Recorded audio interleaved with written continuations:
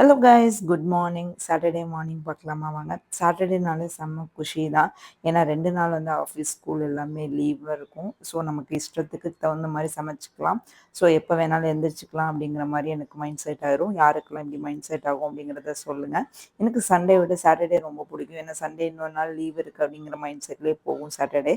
So Sunday வந்துச்சு, அடுத்த நாள் மண்டே வந்துடும் அப்படிங்கிறதுனால வந்து எனக்கு சாட்டர்டே தான் ரொம்ப பிடிக்கும். காலையில் எழுந்திரிச்சு ரெஃப்ரெஷ் ஆகி டேரக்டாக கிச்சன் போயிட்டேன். கிச்சன் போயிட்டு ஃபஸ்ட்டு வேலை நான் பார்க்குறது எப்போவுமே சிங்க்கில் வந்து பாத்திரம் சேர்த்து வச்சுருந்தேன்னா அதை கழுவி வச்சுருவேன். எனக்கு சிங்க் வந்து க்ளீனாக இருந்தால் தான் அடுத்த வேலையே ஓடும். ஸோ அதே மாதிரி எழுந்திரிச்சோன்னே நைட் வந்து பால் காய்ச்சின குண்டாலாம் வந்து சிங்க்கில் போட்டுட்டேன். ஸோ அதை எழுந்திரிச்சு கழுவி வச்சுட்டு தான் மற்ற வேலையை ஸ்டார்ட் பண்ணேன். துளசி தண்ணி போடுறதுக்கு முன்னாடி குட்டி பையன் எழுந்திரிச்சிட்டான். ஸோ என்னோட விளையாட வாமான்னு வந்து கூப்பிட்டு அனுத்திக்கிட்டே இருந்தான். ஸோ அவனோட கொஞ்சம் நேரம் விளையாடிட்டு அப்படியே அவரை டைவெர்ட் பண்ணிவிட்டு திரும்ப கிச்சனுக்கு வந்தாச்சு. கிச்சனுக்கு வந்து துளசி தண்ணி போட்டுட்டு கொதிக்க விட்டுட்டு அதுக்கப்புறம் தான் மற்ற வேலையை ஸ்டார்ட் பண்ணேன். காலையில் பிரேக்ஃபாஸ்ட்டுக்கு இட்லியும் இட்லி சாம்பாரும் ரெடி பண்ணிட்டு இருந்தேன்.